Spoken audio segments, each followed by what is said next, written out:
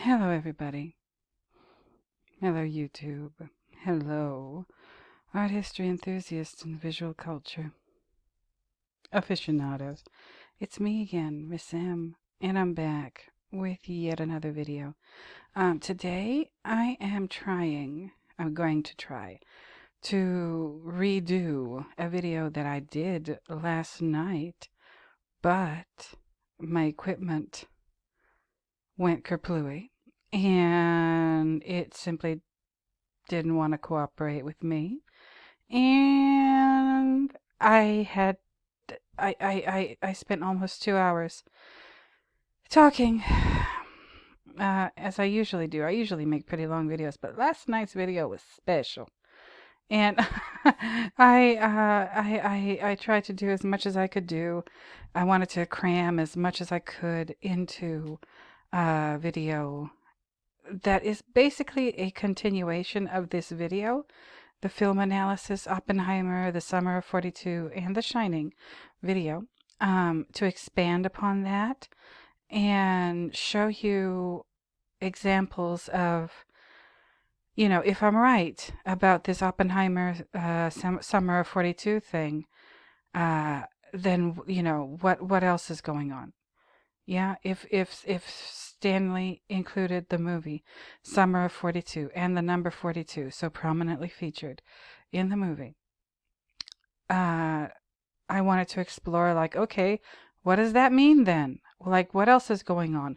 In what other places did Stanley potentially, if I'm right, include visual cues or clues or codes or whatever in his movie, in other places, in other areas of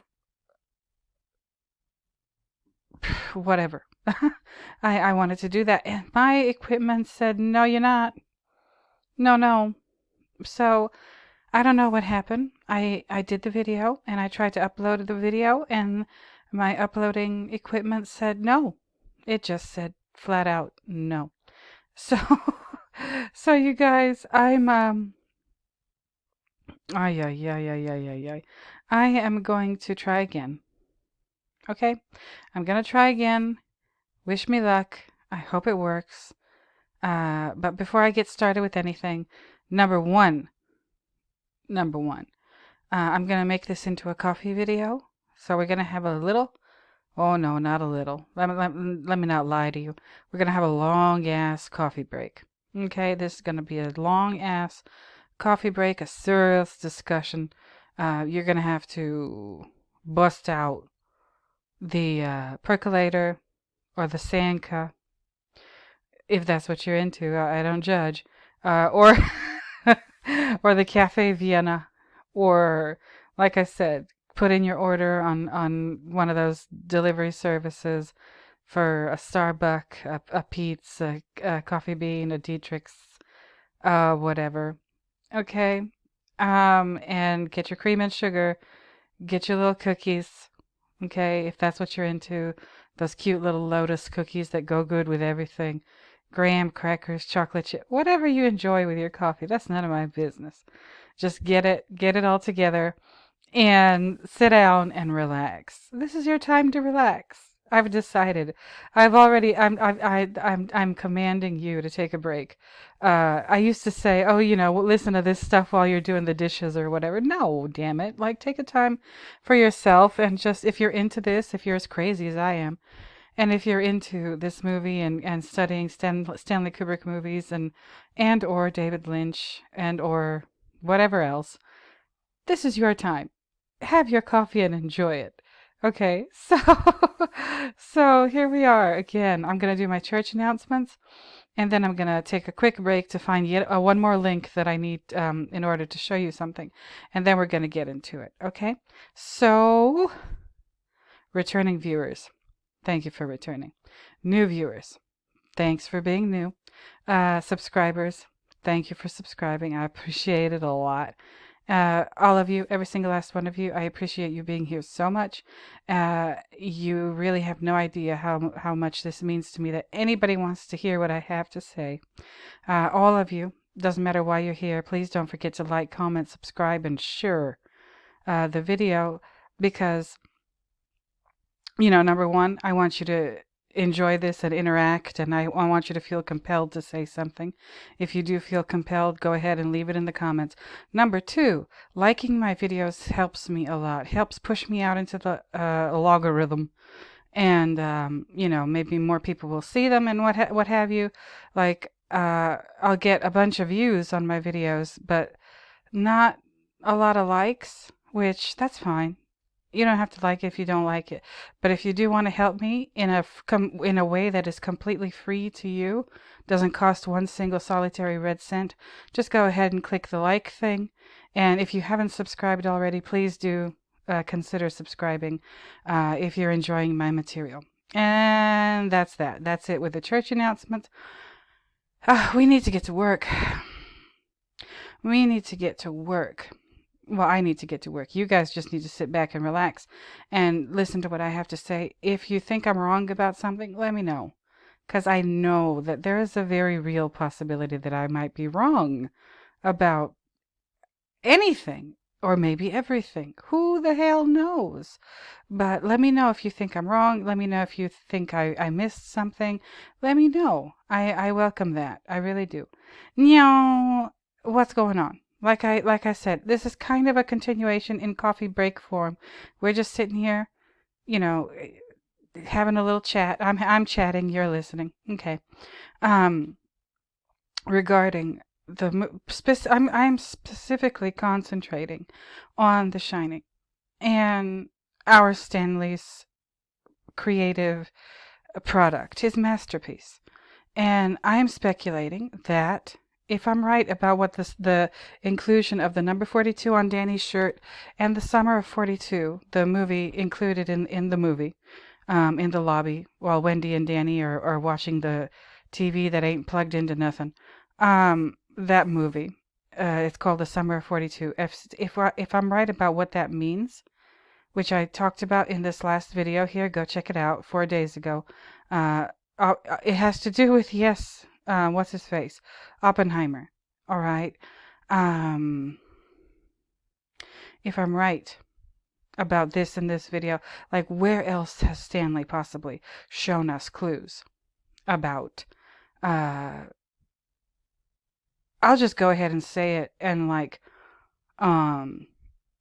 spoil it for you right now, or just cut to the chase right now. Stanley really, really does not like nuclear weapons. Okay?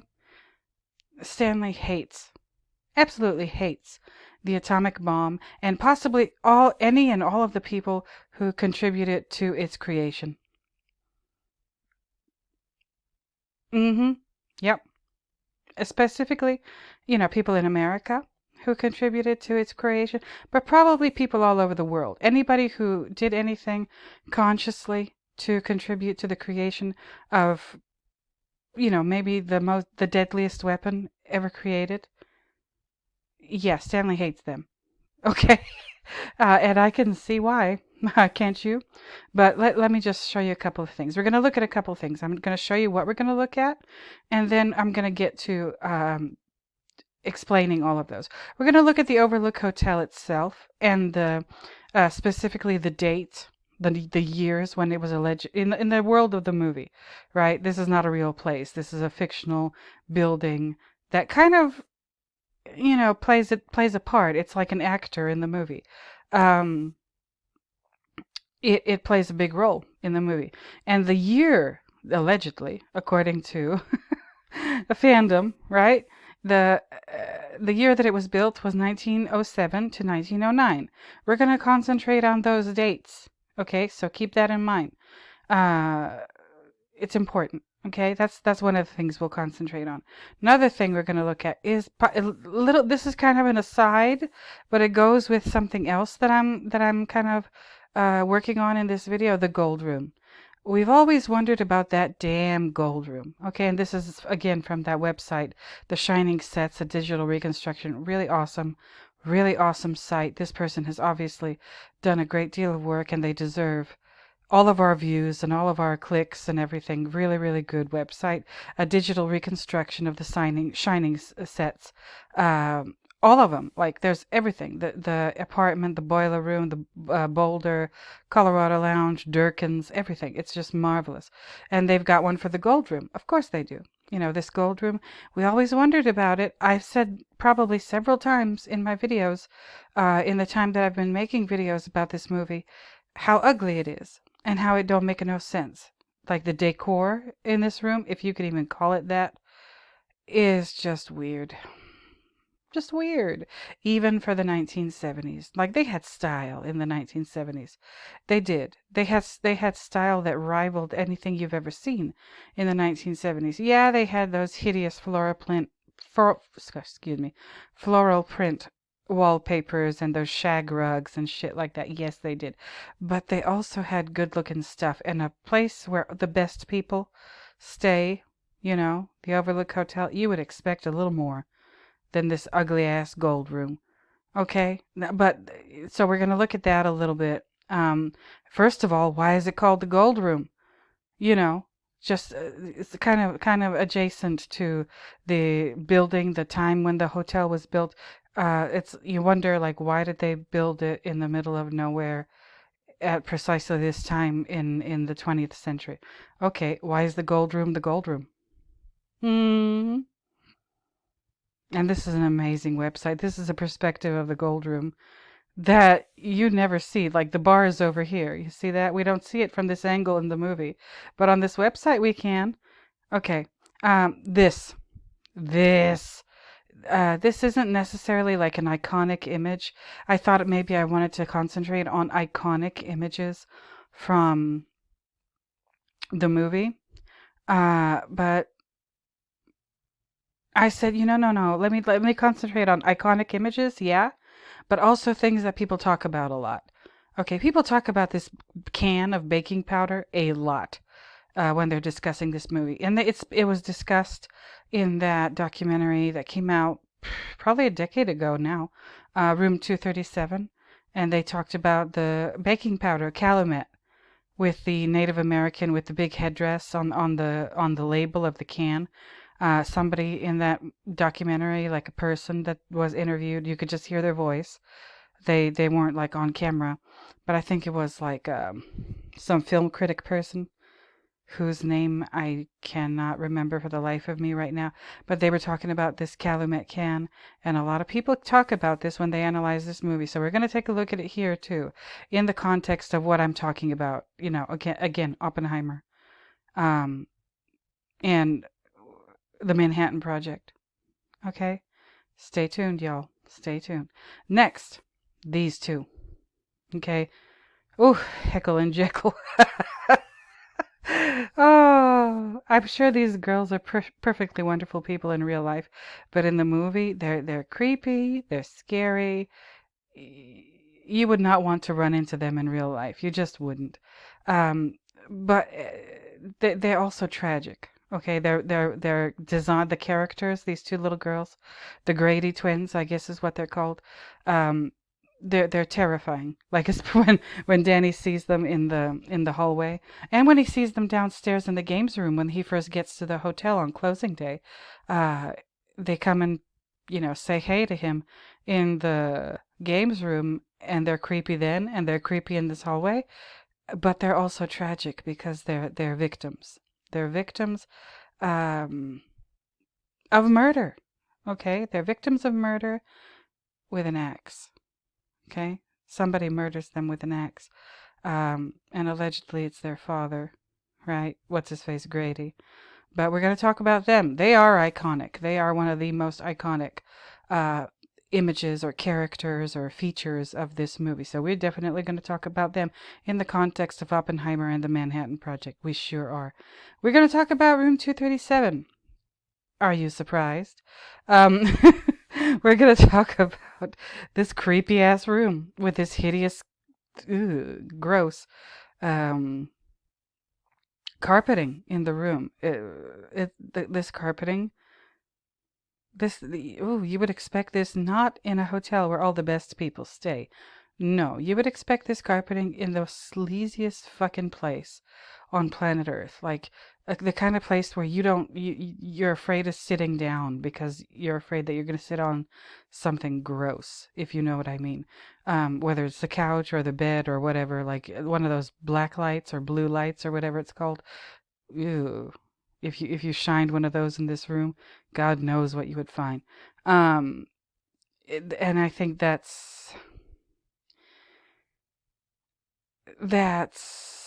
what Stanley was going for. He chose this decor, these colors. That nothing goes with anything. Nothing is together. This looks like the interior designer was on like angel dust. Ooh, terrible. Oh my God. Just awful. I'm sorry, forgive me. I have fun when I make these. That's why I was so mad when my equipment went kerplooey again last night. But we're gonna talk about room 237. Oh, there's some shit going on in here. Oh, look, you get a perspective of the room from the, sitting on the throne. How interesting. Or the bidet. I don't know. It could be either. But okay, there's that. Okay, room 237. We're gonna talk about room 237. We're gonna talk about her. Okay, Miss the nudist. Okay, the the nudist, this horrible nudist that we find in this room. And like, why is she there? Why the fuck is she there? And we're gonna talk about that, okay? And no, you're not gonna see any pictures of her like where you can see all of her business. No, no, no, no, no. We're gonna keep this family friendly. That we're gonna talk about this fucking carpet. We sure are. We're gonna get to the bottom of this. I hope, I hope you guys pray for me because my equipment just doesn't like me. Or maybe my equipment was just like following the orders of the universe that said, you know what? Not right now. So here I am again doing it, right? And then last but not least, this. This fucking thing. This. Alright. We're gonna talk about this. We're gonna talk about all of it. So, you guys get comfortable. I hope your coffee is percolated by now, or I hope that the delivery person came over with your frappuccino or whatever you're into. I had one of those like frozen lemonades from Starbucks the other day. Strawberry lemonade. I felt like treating myself. It was alright. If you're into that kind of thing, you'll enjoy it. I was not disappointed, but I was a little underwhelmed. Let's just put it that way. And I said to myself, no, no, from now on, just stick to the coffee. Stick to what you know you will like, Miss M. Okay, so that's what we're doing. All right, we're gonna go through these images or concepts or symbols or characters or whatever from the movie in the context of what I was talking at you about the other day with Oppenheimer, the Summer of 42, the Manhattan Project, and what have you. Okay, I'll be right back. You take a second, go get your cups and everything together, and we will continue shortly. See you in a minute. Okay, everybody, I'm back. Took a quick little coffee break, and I'm back, and we're gonna get it started. We're gonna get it popping.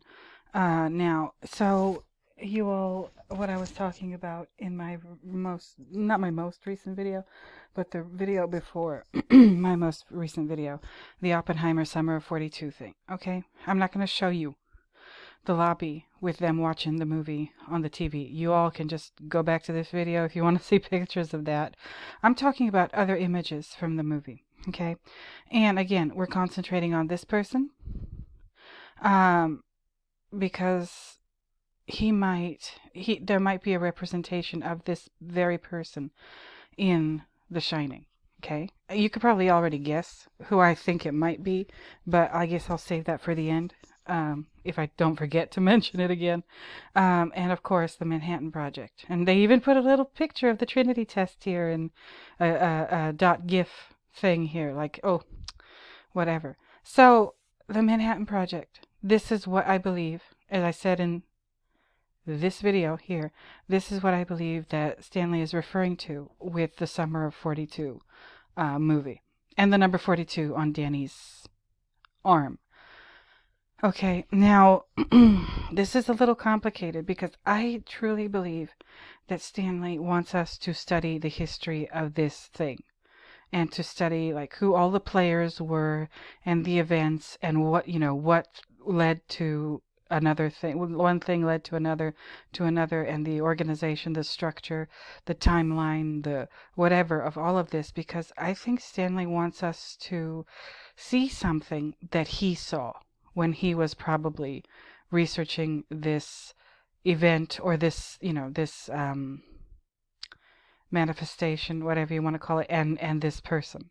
And not just this person, there's other people. We're not going to talk about all those other people in this video because I really don't have that kind of time. Even though I know I'm probably going to eat up about 2 hours of your time.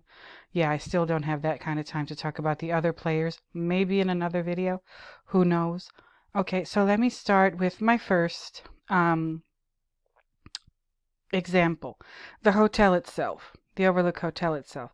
And if you remember in one of my older videos, when I first started doing my Shining videos, my Understanding the Shining series, I said, the hotel itself, the building itself, does not make sense to me. Like, why did they build it in the middle of freaking nowhere in the middle of nowhere, Colorado, USA?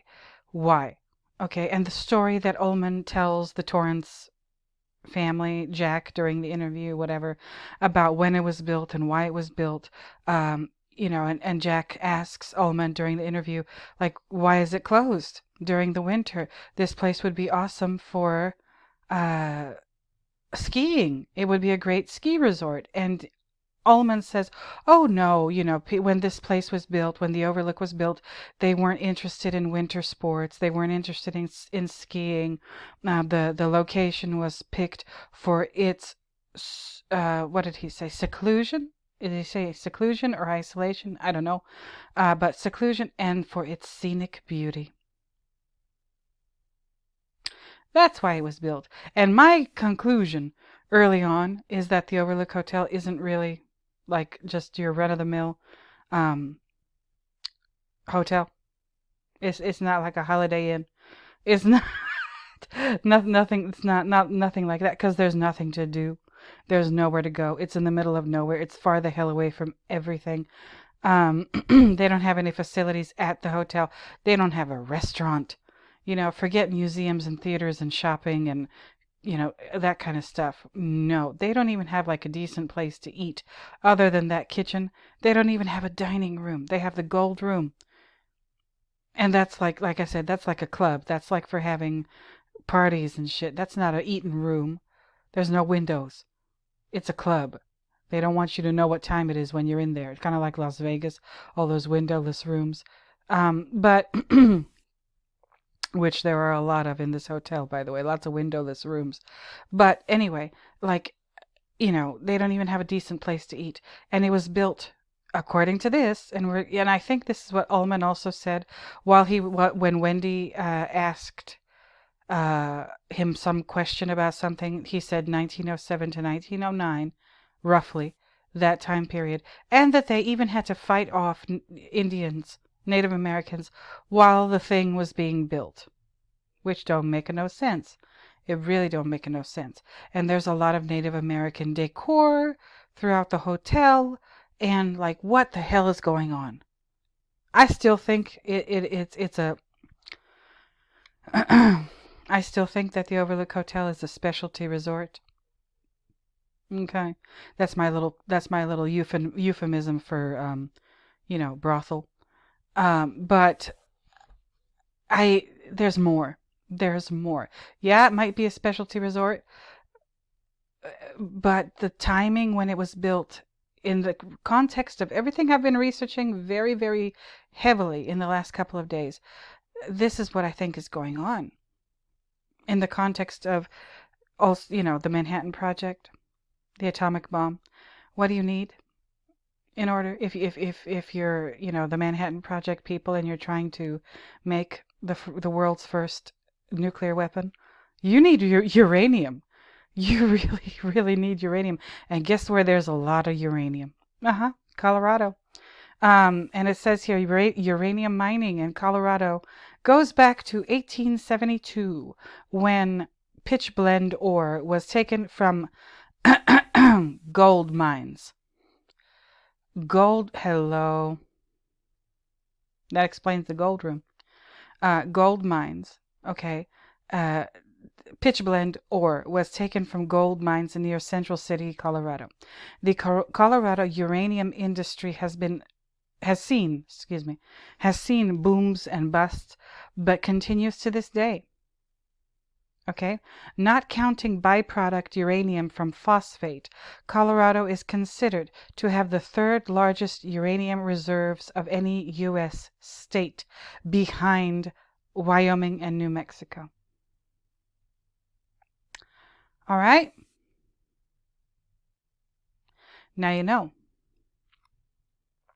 Now you know. I didn't know. I didn't know any of this. Of course I didn't. They don't tell you this in school. They don't tell you this on the news, that Colorado is chock full of uranium and gold. Who the hell knew about all that gold? And I think, pitchblende ore was taken from gold mines. That's where they found the uranium. And they found out that Colorado had so much uranium because they found it while they were mining gold. Okay, like I said, that's why the gold room is here. This image of the gold room and this page from this website about the gold room. Okay, so the hotel itself, and what does it say here? When did they start? 1872. Okay, so 1872, that's about what? About 30 years or so before the building of this fictional hotel in Colorado, in the middle of nowhere, on a mountain. Okay, that's suspicious, isn't it? Okay, I said, oh, it must be a brothel, and I still think that's what's going on, but it's probably a specialty resort or a place to stay made during these years specifically for the people, the best people, who were probably heavily involved in the business of mining, whether it was gold or uranium or whatever other minerals, I think vanadium too, stuff like that, in these mountains in Colorado. Now, how does that figure into the Manhattan Project? Hold on. Okay, yeah. So I am at the Wikipedia page for the Manhattan Project. Now, this is important. A lot, I don't know about all, but a lot of the uranium that they got and they used for the creation of the first atomic weapon came from Colorado. All right, here we go. It says uranium and then it says ore. Okay. The key raw material for the project was uranium, which was used as fuel for the reactors, as feed that was transformed into plutonium. That's going to become important later. And in its enriched form in the atomic bomb itself.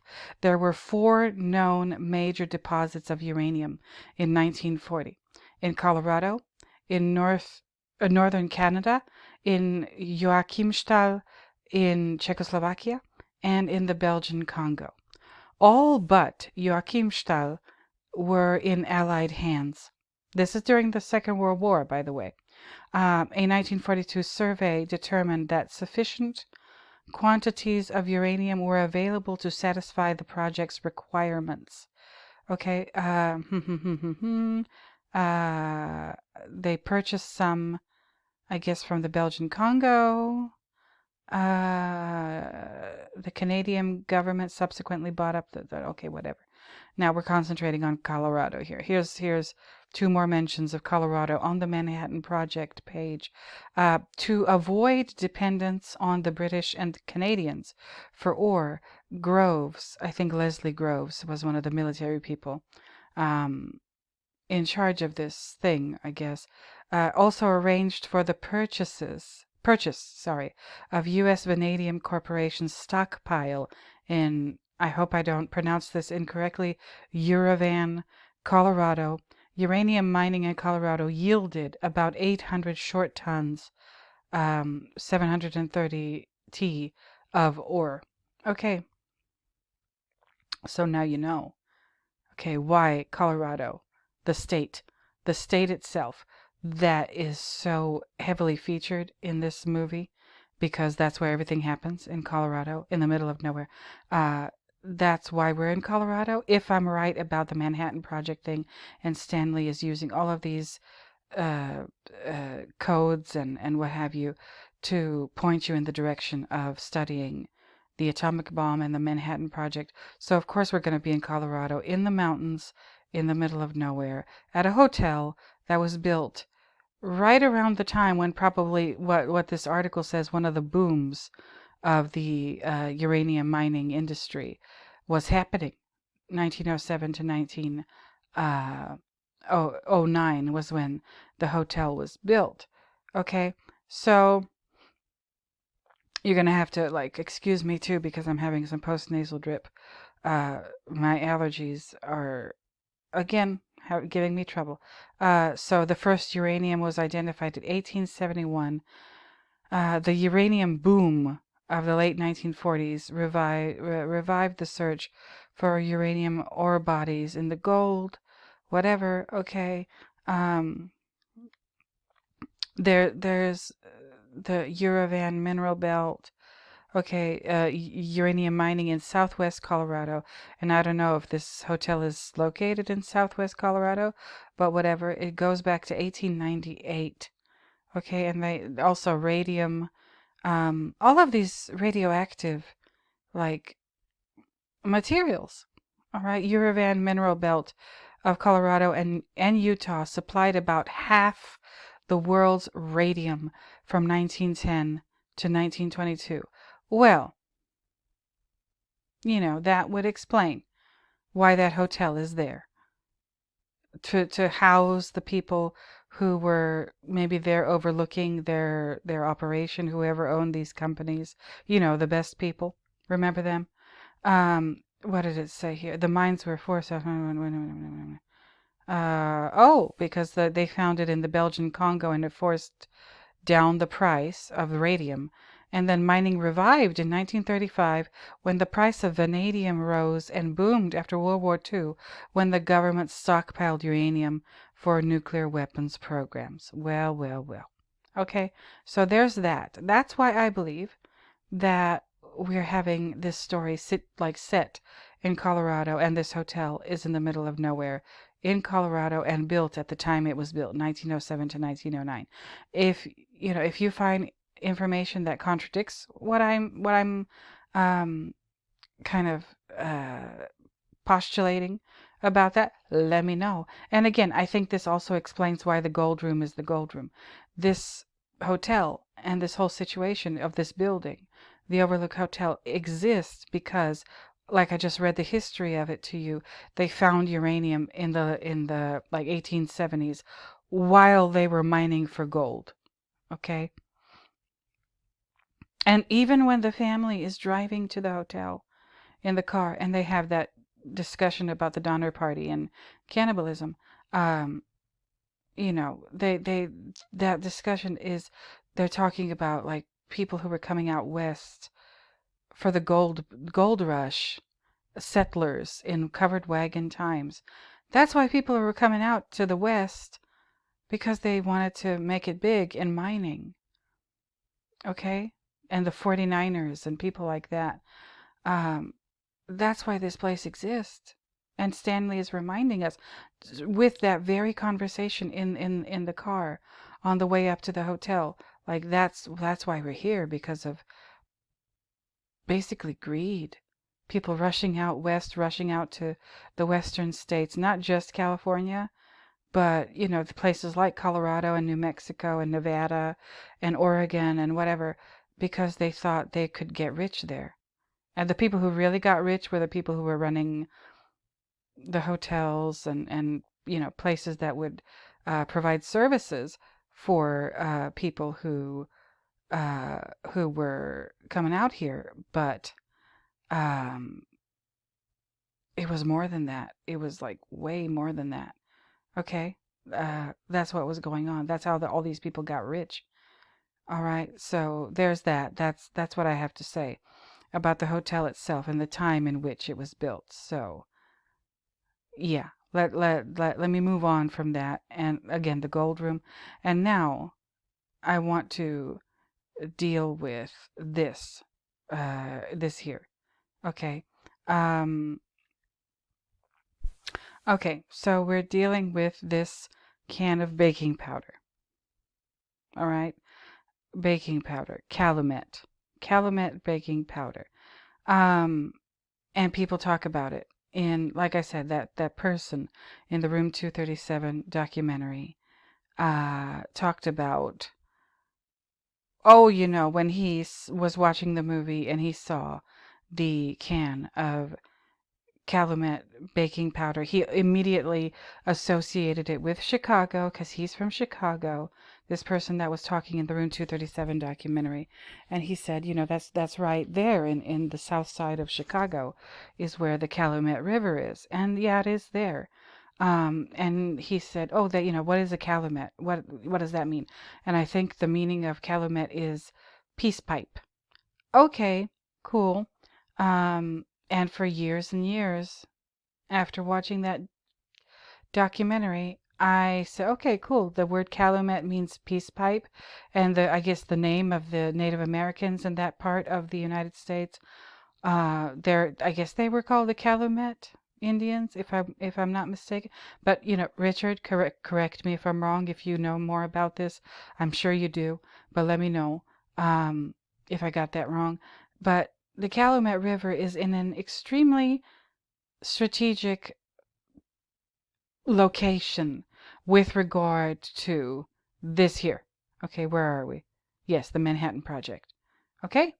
It's extremely, extremely important to the Manhattan Project, that part of the United States, and that part of Illinois, not any part of Illinois. No, no, the city of Chicago. Okay, now why is that so? Let me do a control F right before your very eyes. Chicago.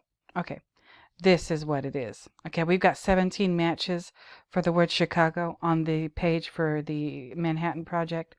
Um, and it says here, first mention of it, or second mention, I'm not sure. Hold on. There it is. Okay.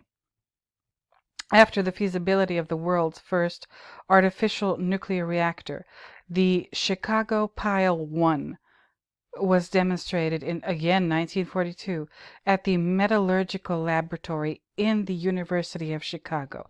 The project designed the X-10 graphite reactor and the production reactors at the Hanford site, in which uranium was irradiated and transmuted into plutonium. We will talk about that too.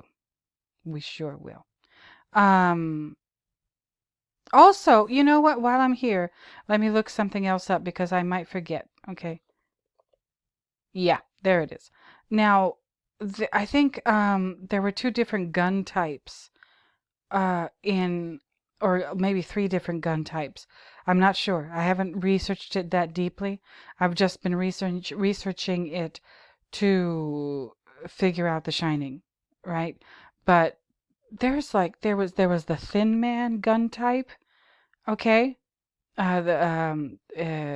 Designed I'm sorry, the Thin Man gun type design proved impractical to use with plutonium, so a simpler gun type design called Little Boy was developed that used uranium-235. Listen, in the context of The Shining, like, and if you the little boy, the one that you first think of, if you say the little boy when you're talking about The Shining, that's going to be Danny.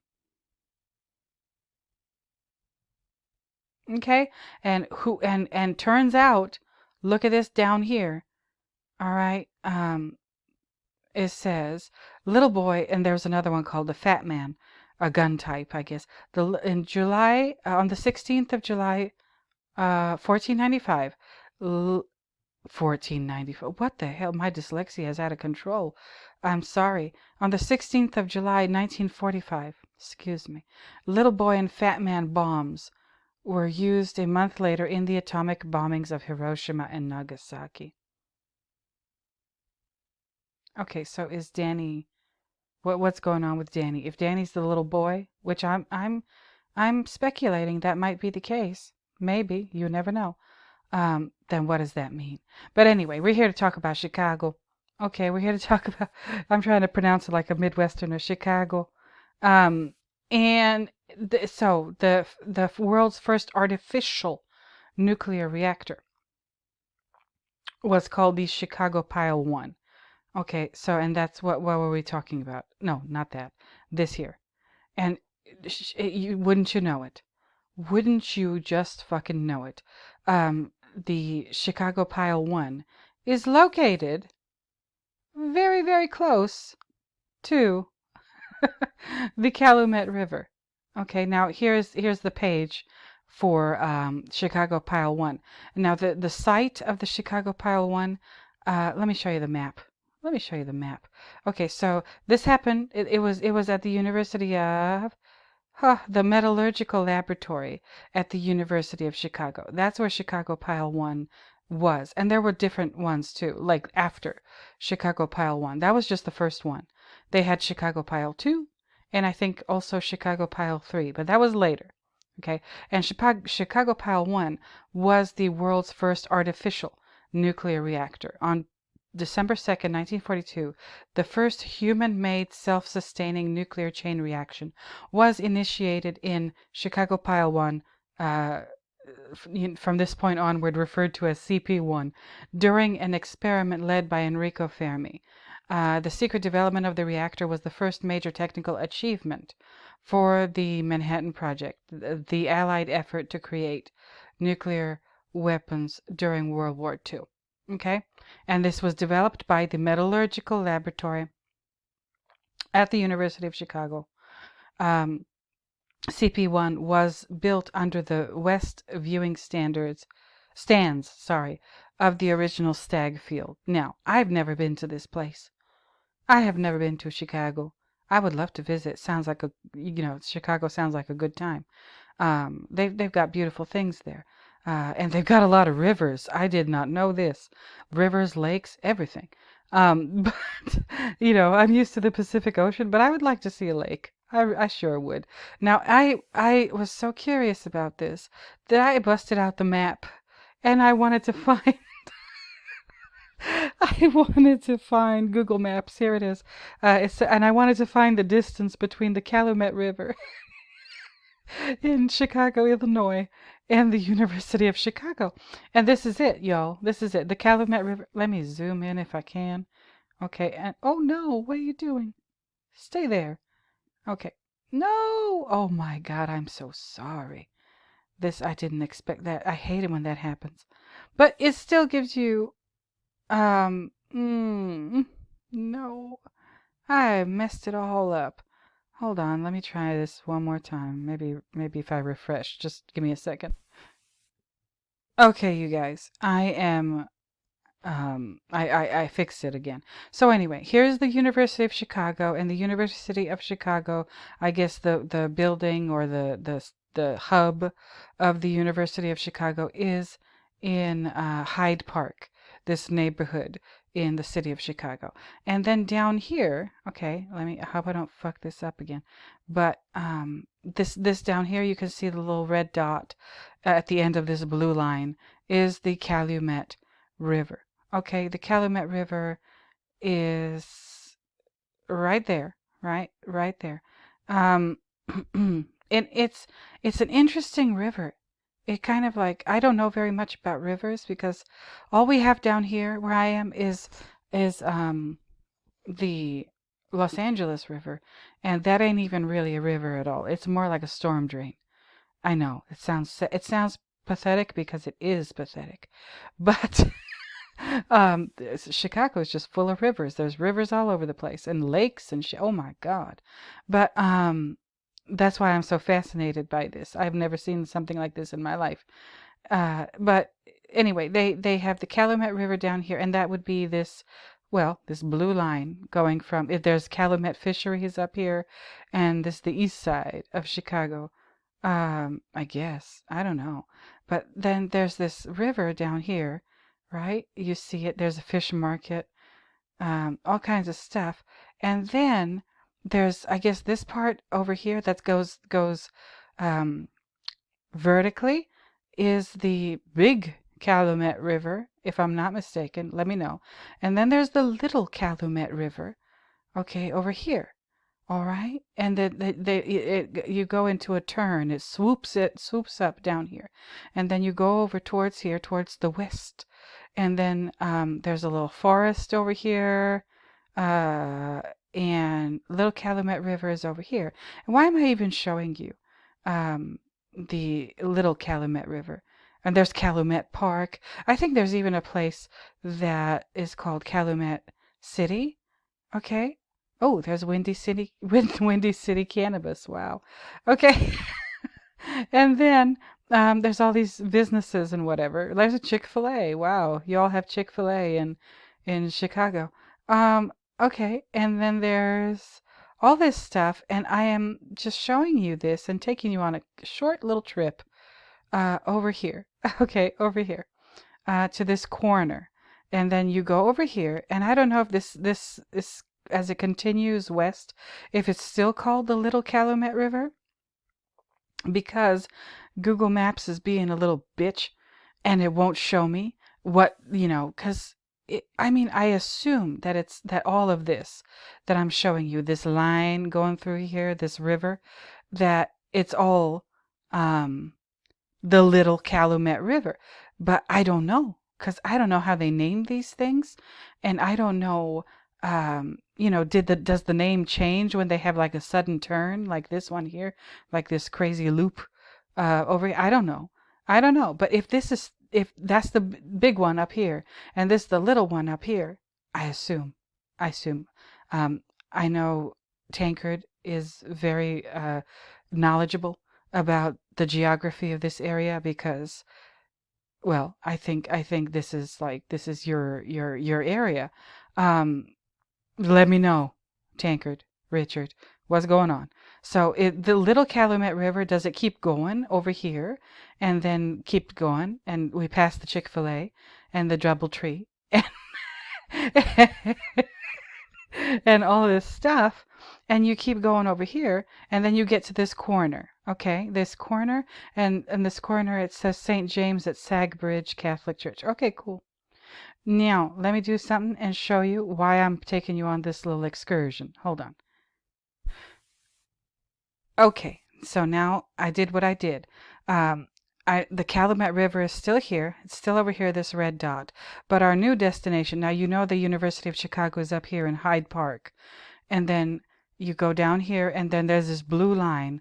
I guess you have to drive to it. You can't just float down the river. But I wanted to find Chicago Pile 1. Okay, and it's about 30 miles away from this red dot that shows you the Calumet River. Now, let me zoom in again. God, I hope I don't mess this up. And there's Calumet Park again. Okay, so you see this here. And if you don't see it, go ahead and look in your own time. You can put in the coordinates just like I did. Okay, here's that church that I told you about. St. James at Sagbridge Catholic Church. Looks nice. It looks pretty in the little picture that pops up. Now this buried reactor, Chicago Pile 1. Well, damn. So you telling me that the Chicago Pile 1 reactor is buried. It's no longer a reactor. They have like a plaque there. I don't know if picture won't pop up, but you can visit it because it's a historical landmark because of the role it played in the Manhattan Project and the whole thing. It's right there. Okay, but you're telling me that if you just follow the big or the little or the whatever Calumet River from, oh my God, I don't even know what lake is over here. Shit. This Tell me, Richard, what lake is this? Please. I want to know. But if you just follow, follow this river here, um, get on a boat or whatever when it's not freezing cold, hopefully, not in February, some other time of the year.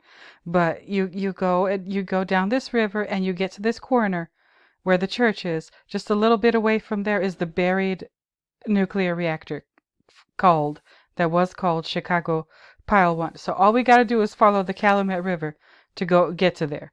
Really? Really, Stanley? Oh my God, what did I find? What did I find? Yeah, there it is, Calumet. And it's in this storeroom, in the dry goods room, the walk-in pantry at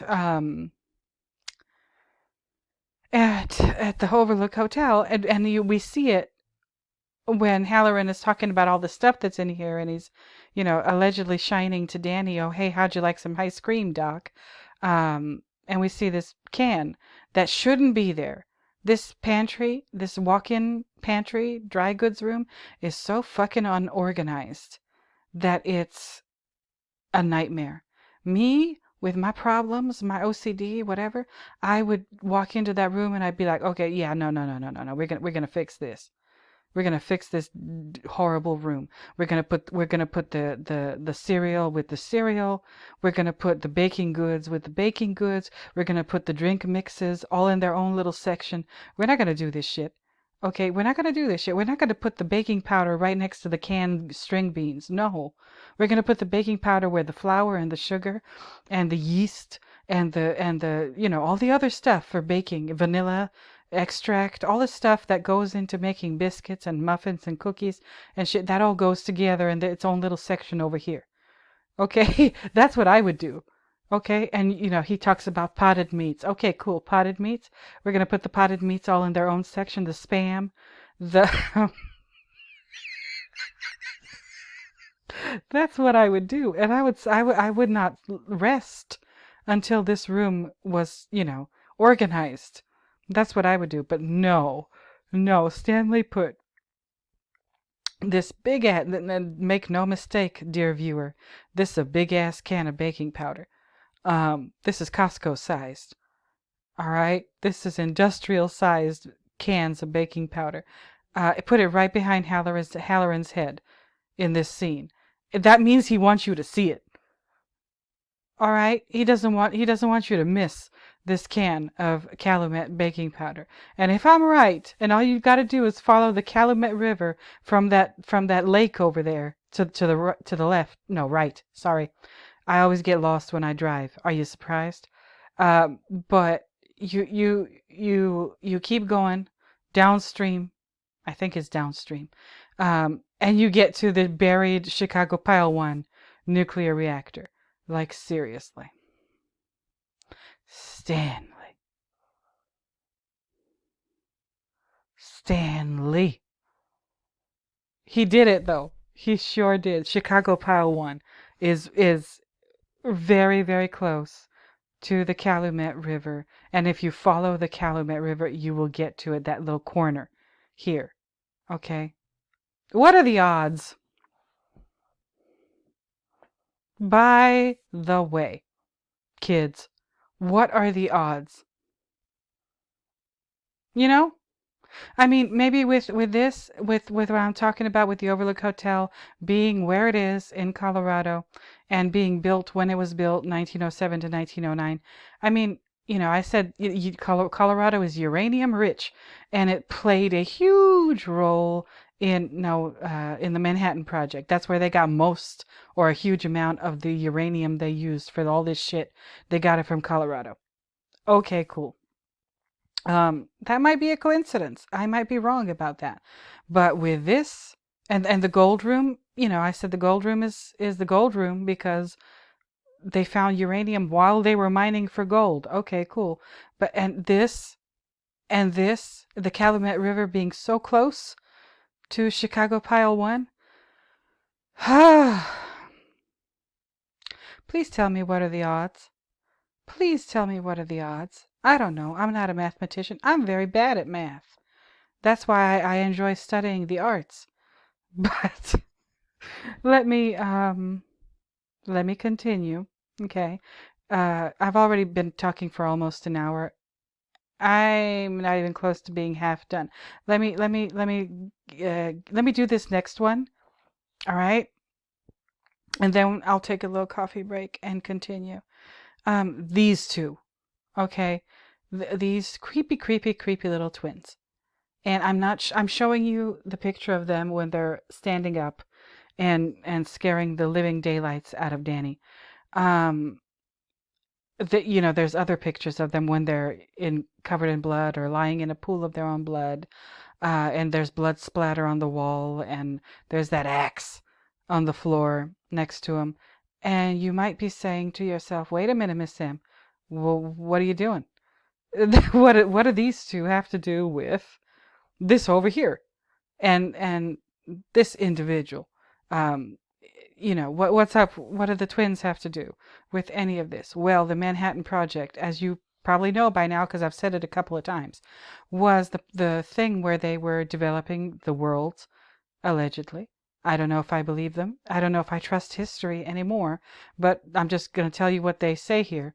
The world's first nuclear weapon. And the first nuclear weapon, and the only nuclear weapon, I think, that was ever used in a war to kill people. Okay? What do these two have to do with any of that? Well, these are the Grady twins. He sees them first in the games room when he gets to the hotel, and then later up here where they scare the shit out of him. All right? Now, I want you to concentrate on them. They're twins, and they're sisters. They're girls. So they're sisters. Okay, so let's go over here. This is the Wikipedia page for the atomic bombings of Hiroshima and Nagasaki. All right? Hiroshima and Nagasaki says right here, I'll read this quickly, on the 6th and 9th of August, 1495, the United States detonated 2 atomic bombs over the Japanese cities of Hiroshima and Nagasaki, respectively. The bombings killed between 129 and 226 people, most of whom were civilians, and remain, there it is, remain the only use of nuclear weapons in an armed conflict. Okay? This is important. Japan surrendered to the Allies on the 15th of August, 6 days after the bombing of Nagasaki and the Soviet Union's declaration of war against Japan and invasion of Japanese-occupied Manchuria. The Japanese government signed the Instrument of Surrender on the 2nd of September. Wow, that was yesterday. Effectively ending the war. Okay? Now, I need to show you something. So let me click on Hiroshima. Hiroshima was in a city of industrial and military significance. I'm trying to see if there's anything that you need to see here. Bombing of Hiroshima. Events on the ground. Okay, Nagasaki. City of Nagasaki had been one of the largest seaports in southern Japan and was of great wartime importance because of its wide-ranging industrial activity. Okay. I'm not really concerned with that information right now. This is a before and after picture of this place before the bombing, after the bombing. Now, is this what I want to just show you? Again with this Groves person. We need to research this Groves person. Okay? We really do.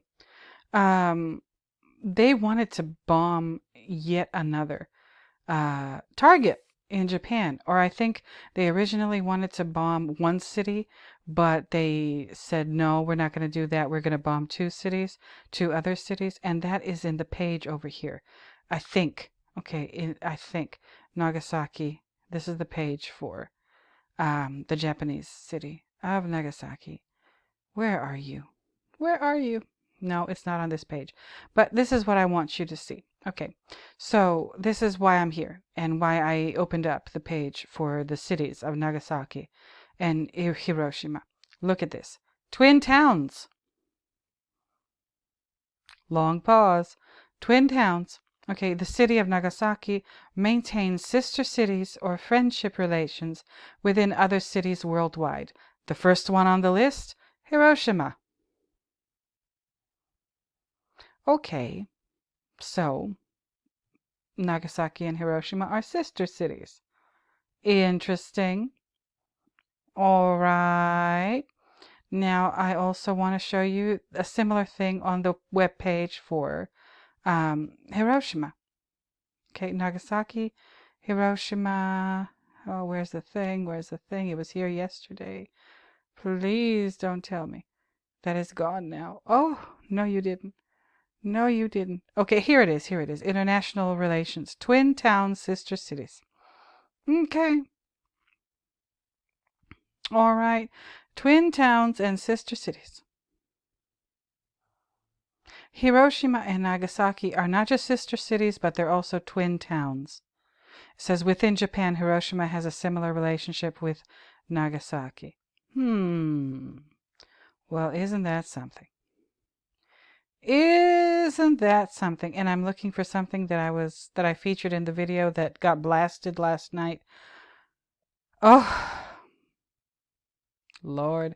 But this should tell us a lot now, shouldn't it? Okay. I think it does. I think it does. I just do. I just do. I think it does. That Nagasaki and Hiroshima are not just sister cities, but twin cities within the country, the nation of Japan. I'm looking for that freaking belt, not belt, map. Sheesh. Wait, maybe it's over here. Maybe it's over here. The bombings. Hold on. I know I saw it somewhere. I really do. I know it was here somewhere. Oh, hold on. Let me pause for a second. Okay, I found it. Now, this is in the Wikipedia page for the just the event itself, the atomic bombings of both of those cities. I want to show you this. Okay, the mission. This picture on the um, right side of the screen. This says the mission runs of the 6th and 9th of August with Hiroshima, Nagasaki, and Kokura. And then right next to Kokura in parentheses, it says the original target for August 9th. Okay, there it is on the map. The two red dots, the one on the left is Nagasaki, and the red dot on the right is Hiroshima. And in between them, a little bit upward, is Kokura.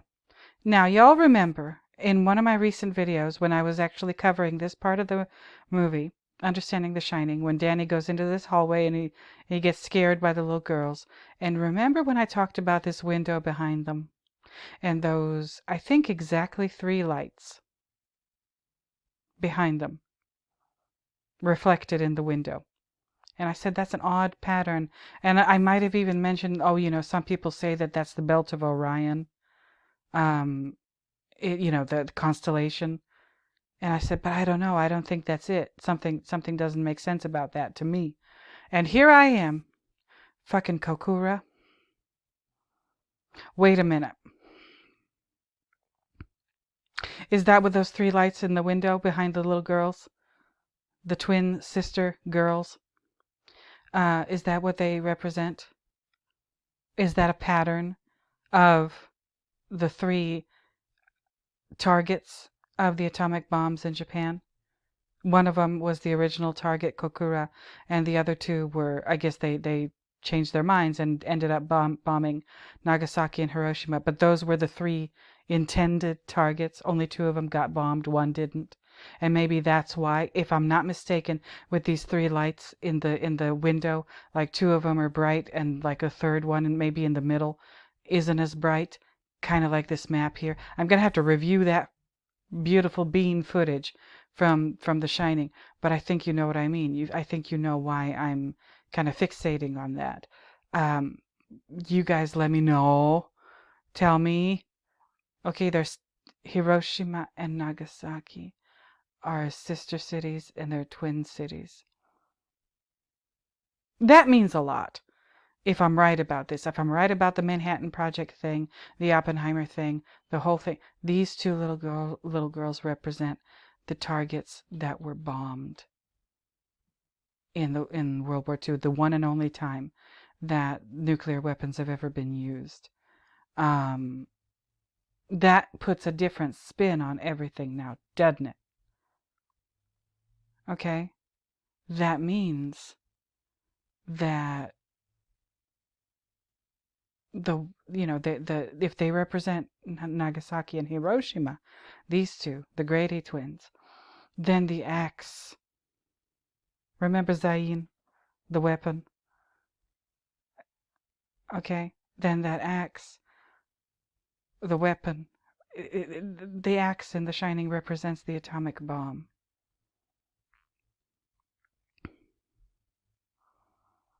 Okay? And on top of that, the Jack character is the wielder of the axe that represents the atomic bomb that was used to destroy the twin sister cities of Nagasaki and Hiroshima.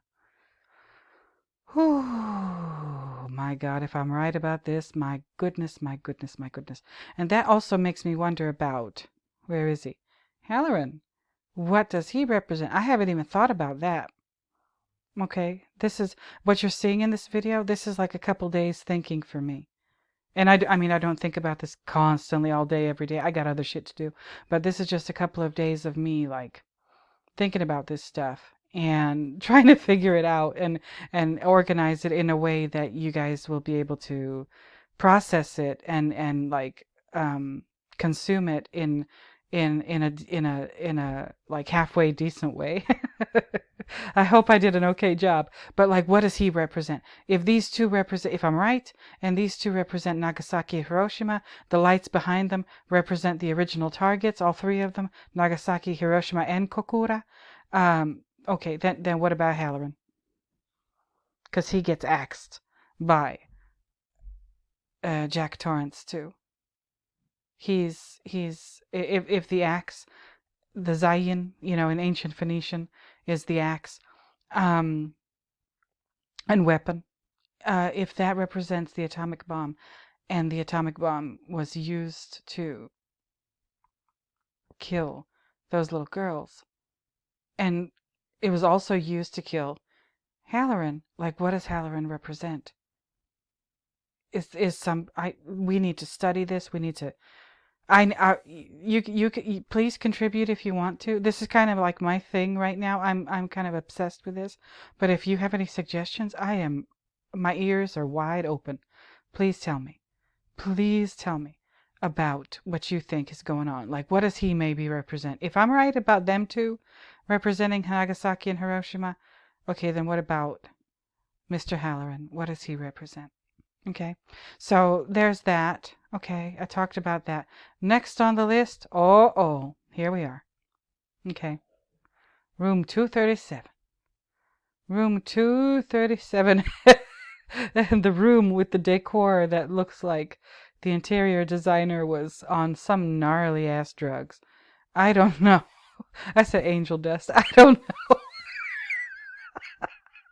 Okay, I think it's time for another coffee break for me. This is a lot, you guys. I mean, I don't know if you can can understand like how much brain power it takes for me to get through all of this and put all this together and like talk it through, but it does. I need several coffee breaks, so I'll be right back after the next coffee break. You guys fill your cup up again, get some more cookies, like, kick back, enjoy it. I hope you're enjoying this, but I'll be right back. Hold on.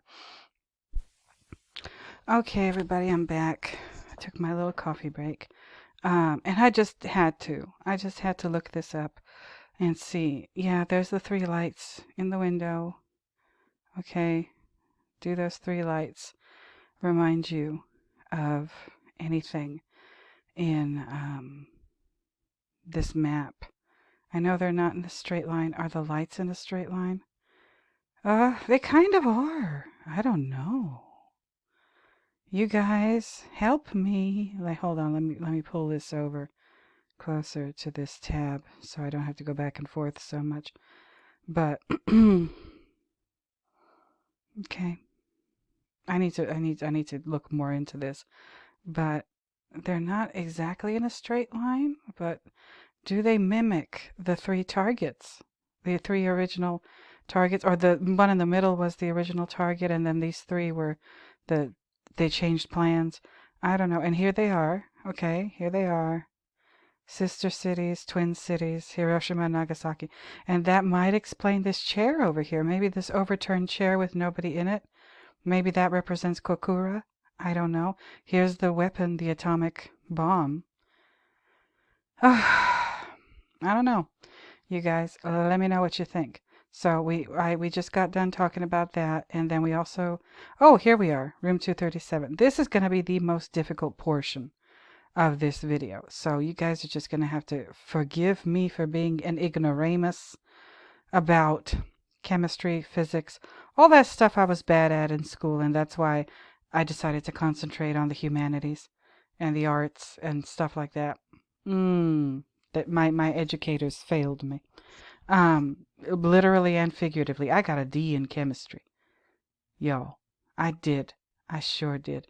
But anyway, so the summer of 42 was on the TV downstairs in the lobby. The TV very similar to this TV with little lion's feet and the doors. So this is a TV, chevron pattern on the drapes, chevron pattern on the where is it? The bedspread here. Here's the bathroom. Okay, we're going to talk about that, and we're going to talk about her. Okay, what else are we going to talk about? This goddamn thing. There is much to discuss. There is much to discuss. But room 237, I originally said, oh, room 237 is, 2 times 3 times 7 equals 42. And I thought I had solved it. But in the back of my mind, I said, that might not be it. I mean, it seems, like it clicks together nice and neat, but no, I could be wrong. Here's the floor plan. 237. I don't know. I think I was wrong. It does relate to the Manhattan Project, which officially began in the summer, August 1942. Yes. Where's the TV? Hold on. Where's the TV? I like that one with the TV because the TV is very important. There it is. Okay, and there it is too. Okay. But no, there's probably more going on. There's probably a lot more going on. And I said, let me think about the number 237 and see if it has any significance in the context of like whatever the hell happened with the Manhattan Project and all that stuff. Well, here we are. There is the number 237, not 42, other than the year. But the number 237 does seem to play a role in the research that was done in preparation leading up to the Manhattan Project, in order to understand these elements, these minerals. Remember, like, no, not that. The uranium and what have you. They needed a whole bunch of uranium, but uranium is a raw material when it comes to the creation of nuclear weapons. Uranium needs to be, again, I'm an ignoramus regarding this, but uranium needs to be refined and treated or whatever in order to make it an ingredient in all of these different aspects of creating nuclear weapons. Okay, so the room number 237, uranium 237, is an isotope of uranium. I thought, hold on, do I have a page open for uranium? Isotopes of uranium. Do I have a page? Yeah, this is uranium itself. Okay. And I said, what is the, I was looking for the atomic mass, or is it atomic mass or atomic weight of uranium? And I said, maybe uranium is a big deal in this whole story. Is the maybe that's the the atomic mass of this element, which is an extremely important component or material in the creation of nuclear weapons. Maybe that's 237 is the atomic weight of uranium 237. And no, it's not. Okay, standard atomic weight is 238 point whatever. Okay, but like, that's not it. That's not it. And I said, damn it, I'm wrong about that again. However, it's such an important ingredient in its raw form or its unrefined form that I couldn't just let it go. Okay, I couldn't just let it go.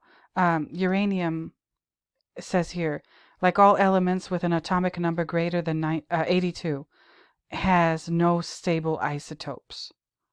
All isotopes of uranium are radioactive because the strong nuclear force does not prevail over electromagnetic repulsion in nuclides containing more than 82 protons. Okay, that means nothing to me because I don't know anything about chemistry. All right, I don't know nothing about chemistry. But in my little research that I've been doing, I learned that where was I? Isotopes of oh yeah, that's the one. Yeah, it has isotopes. All right, uranium has isotopes, which don't ask me what that is, but it's important. Okay, uranium does have an isotope that is numbered 237. It's an isotope of uranium with a half-life of about 6.75 days, and it decays into neptunium 237 by beta decay. Okay, it was discovered by Japanese physicist Yoshio Nishina. I'm going to have to probably research this person in another video, but along with other characters, other players in the history of the development of the atomic bomb. Leslie Groves, I'm going to have to research him. Oppenheimer, I've already kind of researched. We're gonna hear about him more in the video later on. But right now we're talking about uranium 237 and now neptunium 237. Okay, which is the page for neptunium is here, I think. Oh yes. Okay, so applications. I'll get back to that in a second. This is the page for neptunium with the mass number 237. Neptunium's mass number. And again, I don't know what all these different mass numbers mean. And they change depending on the isotope of the element. This is confusing people. Okay? This is why, this is why I decided to concentrate on the humanities, the arts, history, social sciences. I said, forget math and science. I'm not good at it. And actually, when I was a lot younger, I met a guy at a party one time who was a mathematician, and he was really sweet, really nice. And I said, "Oh wow, you're a mathematician. That's fascinating because, for somebody like me, I was really bad at math. I didn't get past um, trigonometry or whatever in high school because I just wasn't good at it, and I got bad grades from then onward." And he said, "No, you're not bad at math. You just had a bad teacher." Okay, so if you're listening to this video, watching the video, whatever, and you've been told by people that you're just no good at math and that you don't have a head for numbers or whatever, no, I had a very nice man, a PhD mathematician person, tell me, no, it's not your fault, Miss M. You're not bad at math. You had a bad teacher, and like a lot of math teachers are I'll just use the language. He's so fucking stuck up. It's like they have something to prove, and they do it with their students. A student getting a bad grade in their class just makes them feel good for some reason. I don't know. But anyway, so here we have neptunium with a mass number of 237. And as we see here on this page for uranium and the isotopes of uranium, uranium 237 is an isotope of uranium. It decays into neptunium 237 by a process called beta decay. Okay, beta decay is a type of radioactive decay in which an atomic nucleus emits a beta particle, transforming into an isobar of that nuclide. Okay, I don't know what that means, but that's what beta decay is, very quickly explained. Okay, so let's go back to neptunium. All right, and let's go back to the applications of neptunium. An important use of neptunium-237 specifically is as a precursor in plutonium production, where it is irradiated with neutrons to create 238 plutonium, an alpha emitter for radioisotope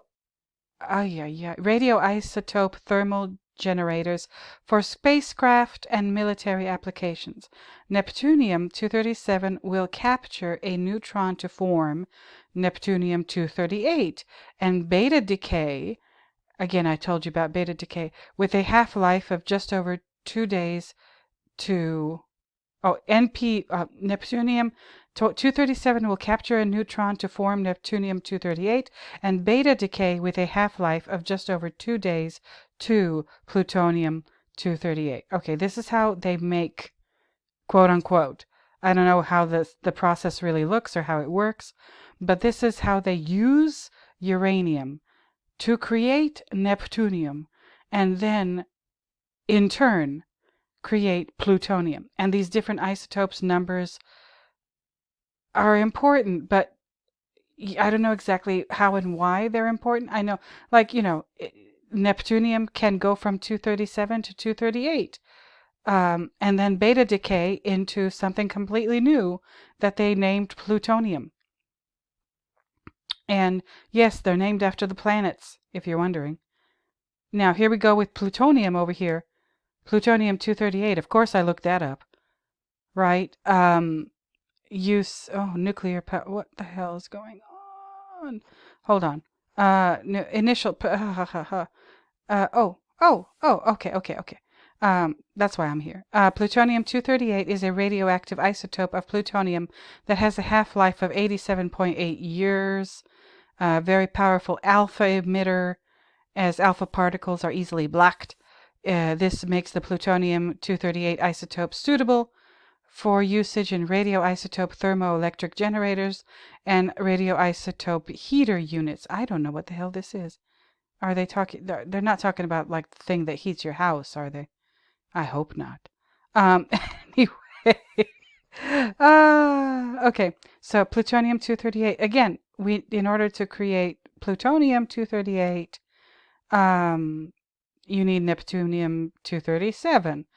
And initial production, this is important, okay? Because we're not talking about yes, we're talking about the Manhattan Project, but all of this knowledge, they had to figure all this out. All these scientists, researchers, whatever, had to figure this out well before 1942 in order for 1942 and the Manhattan Project to happen. Okay, they didn't just have a big meeting one day and say, okay, let's get to the bottom of this. Let's figure this shit out with uranium, neptunium, plutonium. Let's go. No, they already had this all figured out with these elements and these chemists and these physicists and all these people. Not just in the United States, but people from all over the world. As you saw in the other thing, like a Japanese person, American scientists, I think maybe even some German people. That's another video. But we're working on all of this research way before they started developing the atomic bomb.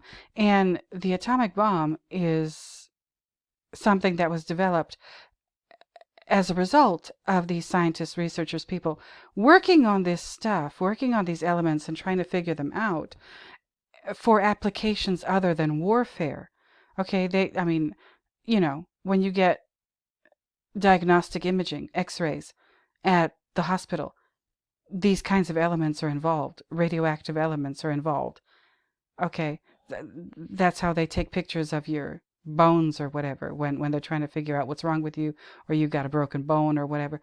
That's what these people were working on like a century or so ago. All right, and they took those uses of radiation or whatever and these elements that are radioactive, and they turned them into possibly one of the deadliest weapons ever made. That's evil. I'm so sorry. That's just evil. So, but anyway, plutonium, here it says here, plutonium-238 was the first isotope of plutonium to be discovered. Okay? It was synthesized by Glenn Seaborg, and he is an important figure in the creation of the atomic bomb, as far as his research and his knowledge is concerned. It was synthesized by Glenn Seaborg and associates in December 1940 by bombarding uranium-238 with deuterons. I don't know what those are, creating neptunium 238. But in order for that to happen, first it has to be, if I'm following this correctly, at first it has to be neptunium 237, and it has to be, and then uranium 237 is involved in that too. This is complicated as hell. It's complicated as hell, and they're explaining the process here. Again, human radiation experiments. Plutonium was first synthesized in 1940 and isolated in 1941 by chemists at the University of California, Berkeley. The Manhattan Project began shortly after the discovery. Hello. That's why Stanley wants us to know about this. Like I just explained, kind of. I don't know if I did a good enough job, but the Manhattan Project wouldn't have been possible if people like this Seaborg person and the Japanese fellow and other people hadn't been working on this already for years. Okay, the Manhattan Project began shortly after the discovery, with most research pre-1944 carried out using small samples manufactured using the large cyclotrons at Berkeley Rad Lab and Washington University in St. Louis. All right? Let me read a little bit more because this has to do with the Manhattan Project. Much of the difficulty encountered during the Manhattan Project regarded the production and testing of nuclear fuel. Both uranium and plutonium were eventually determined to be fissile, but in each case they had to be purified to select for the isotopes suitable for an atomic bomb. So, like, for me, somebody who got a D in chemistry. Okay, I'm sure I'm not alone in that. Stanley graduated high school with a D average. I'm in good company. All right.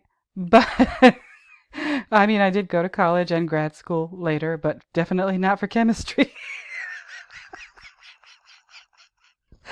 Oh God. Anyway, but this is what Stanley wants us to know, that this research was needed with all of these different isotopes of these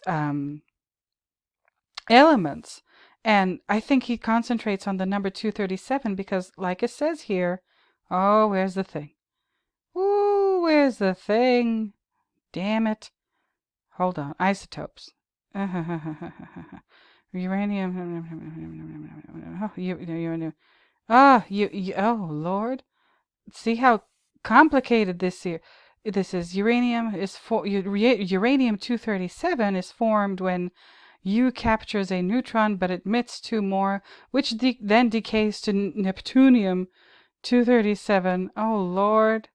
But this is the research that went into it. So the number 237 was important. Seems to be. Maybe I'm reaching. Let me know.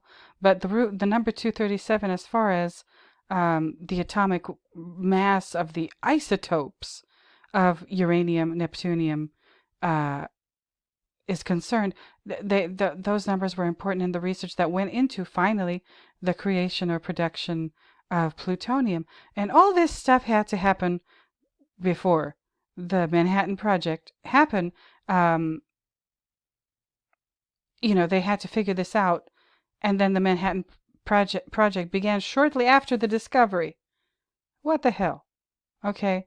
Anyway, both uranium and plutonium were eventually determined to be fissile, but in each case they had to be purified. Yeah, I already read that. With World War II underway, the research teams were pressed for time. While samples of plutonium were available in small quantities and being handled by researchers, no one knew what health effects this might have. Okay. So this tells you, like, how it was refined: uranium, neptunium, plutonium. And basically what I'm concentrating on here is, the 237, neptunium, which does have an atomic weight of 237. It's just labeled that way, I think, on the periodic table. Okay? And it says, and Neptunium 237 will capture a neutron to form Neptunium 238 and beta decay with a half-life of just over 2 days to plutonium 238, which leads us to this Wikipedia page about 238, and then it looks like an extensive discussion about the Manhattan Project. Okay, well, that makes sense. And I'm concerned about the decay. Beta decay. Okay, and this beta decay is defined in this little blurb, and you can look at probably the whole page on beta decay, but I don't want to take this too deep because I don't have the knowledge or the skills necessary to understand. But, well, what are we talking about here? We're talking about room 237 and what's going on in there. What happened in there in the movie? In the movie, what really happened in them? And is there some decay, which is how we get uranium to become neptunium to become plutonium, and the atomic mass numbers of 237 are prominently featured in those processes? Yeah, something does decay in room 237. She does. So I guess in this state, in this young, attractive state, she's uranium. And as you know, as the whole scene unfolds, and they end up kissing, her and Jack, and whatever, all of a sudden Jack realizes he's not kissing an attractive young woman. No. He's kissing not just an old woman, but like the corpse of an old woman that has started to decay, and you see all those splotches on her back and all this. Ooh, terrible. And then he backs away in horror. But that's I guess an artistic representation of how we make plutonium from neptunium and how we get neptunium from uranium. I think that's what's going on. I really do. Okay, and it happens in this bathroom, this weird bathroom of this room 237. Like I said, there's that TV. Okay, summer of 42. I think the TV is there to remind you of the summer of 42 that was playing downstairs on a TV almost identical to this one. Y'all let me know. And the TV's next to the fireplace. Ay, ay, ay. Ay, ay, ay, ay, ay. I don't know. I don't know what to think. You guys let me know. I can't wait for the comments, by the way. I really can't. But, so we did that. She's there because she is decaying material. Just like these elements. Uranium, neptunium. In order to make plutonium in preparation for creating the atomic bomb that destroyed Nagasaki and Hiroshima. Okay. And oh my God. I just don't know. Am I right? Am I close? Like, am I warm? As they used to say back in the day. Tell me. Tell me. And now, let's do one more thing here. This damn carpet that everybody loves. Okay, just give me 1 second. Okay, so this carpet, this elusive carpet, and this is iconic now. You can go online, you can go to all kinds of places, all kinds of websites, stores, what have you, and get all kinds of products with this pattern on it. Of course, you can get rugs, but you can get rugs, you can get pillows, you can get artwork, you can get curtains, drapes for, the window, shower curtains, you name it, coasters, all kinds of stuff with this pattern of this carpet on it. This has become absolutely an iconic carpet pattern. And of course it has, because Stanley knew what he was doing. And people look at this and wonder, like, what's going on? Why this pattern? What is he trying to tell us with this extremely loud textile carpet pattern? And in the context of everything I've been talking about, the Manhattan Project, well, let's recap quickly. The location of the hotel. Okay, Colorado, uranium. All right. The gold room. Again, uranium was found in gold mines. Okay. Then the Calumet the Calumet River is real close, if not right there, where the first artificial nuclear reactor was made for the Manhattan Project, Chicago Pile 1. All right, there it is. These two, are they a representation of the two cities that got bombed in the Second World War, the one and only time the atomic bomb was used, Nagasaki and Hiroshima? There they are, right?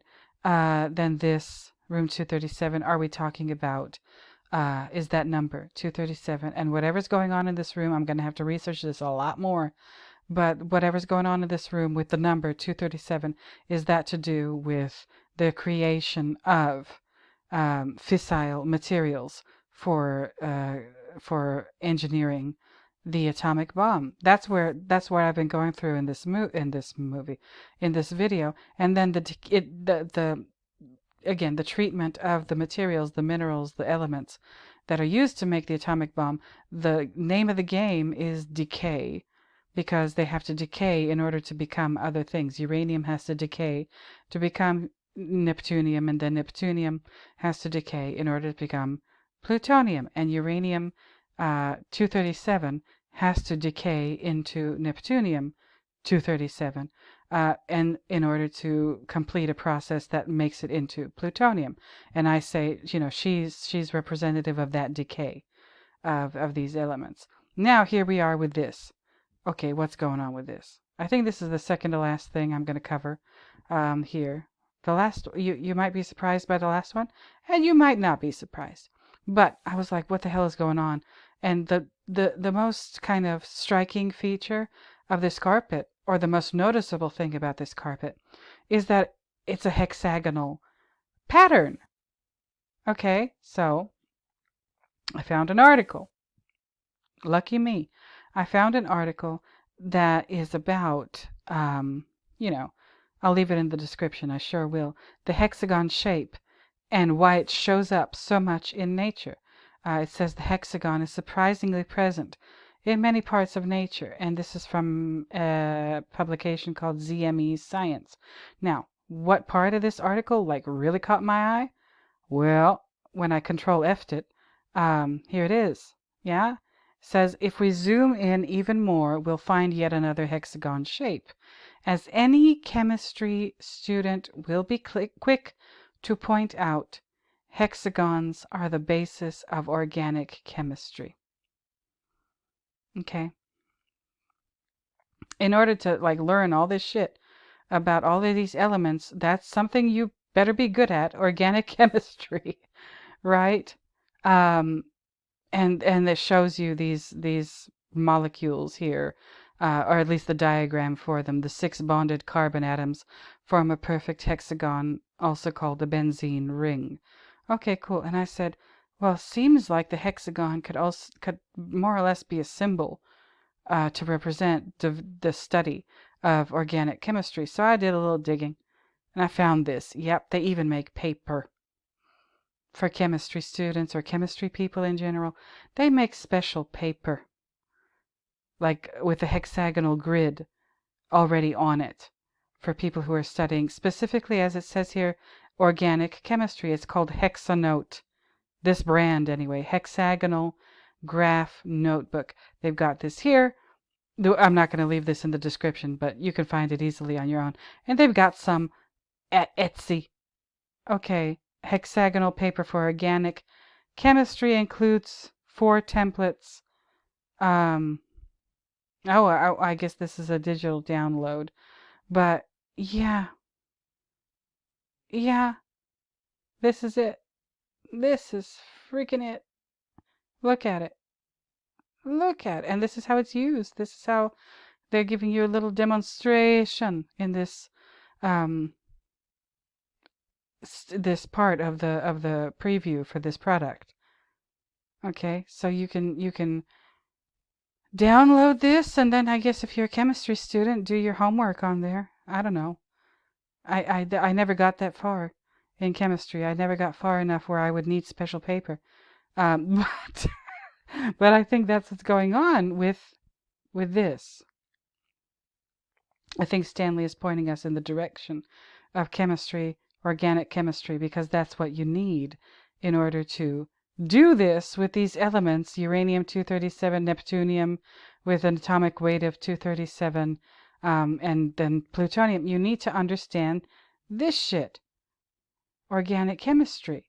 And that's in the hallway outside of room 237. So organic chemistry leads us into whatever happens in room 237, which is the decay of these elements that needs to happen in order for them to be fit for use in all stages of the creation of nuclear weapons. Okay, so there's that. I think I nailed it. Let me know. Let me know. I can't wait for the I already said that, but I really mean it. So I'm saying it again. I really can't wait for the comments under this video. I hope the shit takes this time, because I am not doing this again. If my equipment keeps fucking with me, oh, there they are. I'm just gonna do a blog post. Fuck it. Anyway, this is the last image for this video. This. Yeah. If you're a shining aficionado, if you're a Kubrickologist like I am, and I know a lot of you are who are listening and watching, this is it. This is the most mysterious and enigmatic and crazy and in some ways terrifying image of the whole movie, The Shining. This last image of somebody who looks like Jack at a ball at the Overlook Hotel at a 4th of July ball in the year 1921. And you might be saying, okay, Miss M, all right, even if you're right about all the other shit, like, what does this have to do? What does this 1921 4th of July ball photo featuring Jack have anything to do with the frickin' Manhattan Project? Well, in order for me to explain that, first we need to go back to the man himself, yeah? The caretaker of the Manhattan Project, Mr. Julius Robert Oppenheimer. Okay. Now you go ahead and you read his whole biography here on Wikipedia in your own time, at your own leisure. But I am concentrating, you probably guessed it by now, I'm concentrating on the year 1921 in Julius Robert Oppenheimer's life. And here it is down here. This is his childhood and education, his early life section of the of his Wikipedia biography. Here it is. I'll start. This is the second paragraph I'm reading. It says Oppenheimer was initially educated at Alcuin Preparatory School. Okay, cool. In 1911, he entered the Ethical Culture Society School, founded by Felix Adler, to promote training based on the ethical culture movement, whose motto was "Deed before Creed." Oppenheimer's father had been a member of the society for many years, serving on its board of trustees. Now, what you need to know about Mr. Oppenheimer is that he came from a pretty wealthy family. Okay, you don't get into schools like this if you're a poor kid. No way in hell. No way in hell. But let me just keep moving. Oppenheimer was a versatile student, interested in English and French literature, and particularly mineralogy. Well, well, well. Okay.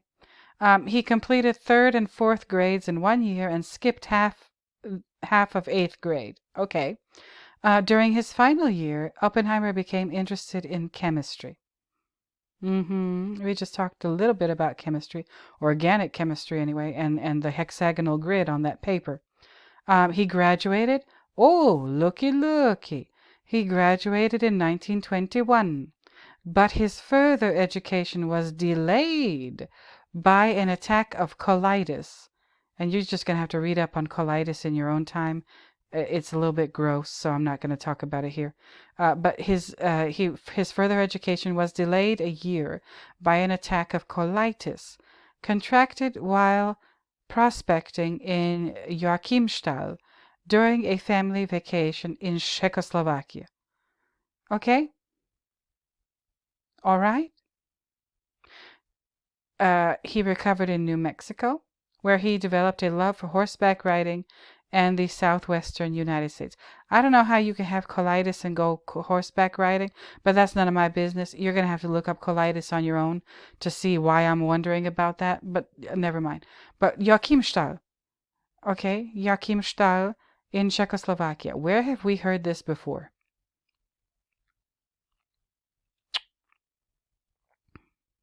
Okay? Where have I mentioned Joachim Stahl before? Well, I think it's mentioned on the page for the Manhattan Project. No, not Chicago. No, not Chicago. Colorado. Okay, yes, here it is. The ore, the uranium ore. Remember that shit? The key raw material for the project was uranium, which was used as fuel for the reactors, as feed that was transformed into plutonium. I just explained the process to you. It involves the number 237. And in its enriched form in the atomic bomb itself, there were four known major deposits of uranium in 1940 in Colorado, in northern Canada, and in Joachim Stahl in Czechoslovakia. Okay. And then the Belgian Congo. All right. Isn't that interesting how he just happened to be there in 1921 during a vacation after, he graduated high school that year. So that vacation, since he graduated high school in 1921, that vacation might have happened sometime around July in 1921. I don't know. I'm just, again, speculating. And then he ended up, getting sick, and they had to, I guess, cut the vacation off. And not just the vacation, but he had to, delay his entry into college for, a whole year because it took him a year to recover from this colitis in New Mexico. And New Mexico, hold on, let me find the map. Oh, my goodness. It seems to also be, oh, Lord. Let me find it. And maybe I should just pause the video so you don't have to watch all this scrolling. There it is. Where's New Mexico? Los Alamos. I think Los Alamos is in New Mexico. Arizona. This is Arizona. Okay, this is California, Nevada, Arizona. And then there's New Mexico, and then there's Texas down here. Uravan. This is where Colorado is. Okay. So we've got Los Alamos, and I think this is New Mexico. Yeah, I'm pretty sure. Los Alamos and Alamogordo Project Trinity. Interesting that, Mr. Oppenheimer just happened to, in 1921, be in two of the places that turned out to be pretty important locations for the Manhattan Project and the development and testing and whatever of the atomic bomb. Joachim Stahl in Czechoslovakia and New Mexico. Wouldn't that be something? Wouldn't that just be something that happened? Okay, in 1921. And again, his vacation was probably a summer vacation, July, for his high school graduation. And he was there with his father, his family. His father took the family on a business trip that happened to be in this extremely uranium-rich part of Czechoslovakia, or at the time Czechoslovakia. It's no longer Czechoslovakia. But they happened to be in this place, which is called Joachim Stahl in German, but it's called Jakimov in Czech. Okay, and it's a spa town in the Karlovy Vary district in the Karlovy Vary region of the Czech Republic. It has about 2,400 inhabitants. Okay, and it's very well known for being rich in minerals. All right, history. In 1512, silver was found in the area. Let me just Control F for uranium. Uranium.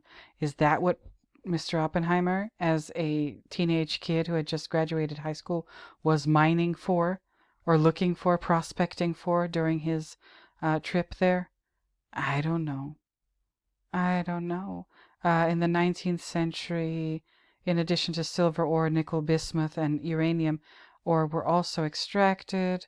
Mining in uranium mines took place here between 1939 and 1964 for nuclear projects of Nazi and communist facilities. Well, well, well. It was proven that the uranium mined here was used in German nuclear weapons program in their ultimately unsuccessful quest to build a nuclear reactor. Interesting. Very interesting. And I mean, I find it extremely interesting that in 1921, in exactly 1921, and exactly the summer, because he graduated, if I read his biography or other sources correctly, he graduated from high school in May. That was the time of his graduation. So he was probably somewhere in, well, not somewhere in Czechoslovakia, in Joachimsthal, Yakimov, uh, Czech Republic, precisely in July of 1921. And he's always been the caretaker. And this makes me question, like, okay, the Manhattan Project that he was the caretaker for. Like I said, a lot of stuff had to happen in order for the Manhattan Project to get going, with its official start date of, oh, where is it? The 13th of August, 1942. All right. A lot of stuff had to happen. A lot of research had to happen. Is his trip to Czechoslovakia at the age of, like, what? Oh, he was young. He graduated high school young because he was real smart. But was that trip and his father's business trip there? Whoever his father was, how do we know? Was that part of the preparations for this and this? Oh, tell me, you all. Tell me whether or not I've lost my mind. Yeah, it says here he entered Harvard at the age of 18. And the only reason he entered at the age of 18, he would have entered like a year earlier and a year younger, but the colitis tripped him up and made it absolutely uh, necessary for him to recover in New Mexico while horseback riding. My God. Um, but yeah, he entered college at the age of 18, like most people. But again, he graduated from high school young. And his doctor, I guess, at the time in the early 1920s, he prescribed to cure his colitis. He prescribed a trip to New Mexico with uh, horseback riding. Jesus Christ, I just can't believe it. Like, you hear a lot about this in old books and stuff. Like when people had some kind of illness, the doctor just told them to go on vacation to, like, a drier climate or something. I wish they still did that. I wish they still said, okay, you've got this problem, like, take a trip, go to Hawaii or or Paris or go see the pyramids in Egypt. Go um, you know, go somewhere nice and just chill out and relax and eat a lot of good food and go swimming. You'll be fine. You'll be fine. That'll cure you. I wish. But yeah, it looks like his family, his father had a lot of money and he had a business trip in precisely this place that is rich in minerals, especially uranium. And uranium later on in his life played a big role in this Manhattan Project that he was the caretaker of. Okay? Now, let me see the Manhattan Project one more time. Uh, where the hell is it? Oh, wait a minute. Let me look it up. Let me look it up. Um, where's Oppenheimer? I'm looking him up on the uh-huh. Okay. The nuclear physicist J. Robert Oppenheimer was the director of the Los Alamos laboratory. conveniently in New Mexico, uh, that designed the bombs. Okay, what else does the Manhattan Project page? Uh, Compton asked theoretical physicist J. Robert Oppenheimer of the University of California to take over research into fast neutron calculations. Okay. For some reason, Oppenheimer is a key figure in all of this. He's called. I mean, look, where is it? He's called even on his Wikipedia page, if I'm not mistaken, known for the atomic bomb. There it is. And he's called, I can't find it, but I know I read it somewhere recently. The father. Yeah, there it is. He is often called the father of the atomic bomb. This is not by accident. He had a huge role he played in all of this. Even possibly going back to, you know, he was still a teenager. He was like 17 when he went on this trip to this place in Czechoslovakia, Jakimstal, or Yakimov, um, that happens to be one of the main producers of uranium on planet Earth. Like, what the hell is going on? Who are these people in this picture? Are they the backers of whatever the Manhattan Project was or really was? And this dude in the front, Jack, with his little message in his hand that we need to figure out. Yeah, and the Jack character in the movie in general is the caretaker of the Overlook Hotel. But that's really a representation of the Manhattan Project, and Jack is a representation of Oppenheimer. I don't know, you guys. I don't know. I don't know. I'm speculating. I'm trying as hard as I can. But I have talked at you all for almost 2 hours. I hope you enjoyed that coffee. I sure enjoyed the coffee talk. Um, have I completely lost my mind? I really need to know. I really need somebody to tell me whether or not I've completely lost my mind. Uh, help me, please. But let me know, you guys. Let me know in the comments what you think. Do you think I'm on to something? Do you think I'm warm? Do you think I'm very cold? Tell me. I'll go ahead and reiterate my church announcements and then I'll let you go. I'm going to work on this some more. I don't know when. Like my brain just does what it wants to do and gives me like little flashes of insight or inspiration when I'm not expecting them. But I'm going to be working on this. Oh, and Twin Peaks, trust and believe. Trust and believe. We're going to get back into Twin Peaks, Eraserhead, and other Stanley movies and other art history things. Because in order to understand this stuff, you need to understand how to read images, how to read pictures, how to read art.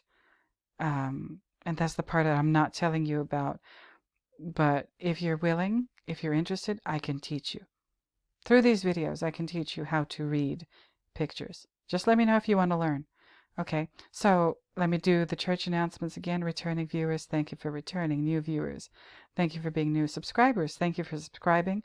All of you, please don't forget to like, comment, subscribe, and share these videos if you know anybody who might enjoy them. I really do appreciate you all of you viewers, all of you listeners, all you subscribers, all of you commenters. You have no idea how much I enjoy all of this. So, with all that being said, I hope you enjoyed the coffee. I hope you enjoyed the chat. I'm coming back with more. I promise. And, well, maybe I shouldn't promise, but, expect me. No, I don't mean it that way. If you know, you know. But yeah, no, I don't mean that in that way. But you guys, thank you so much.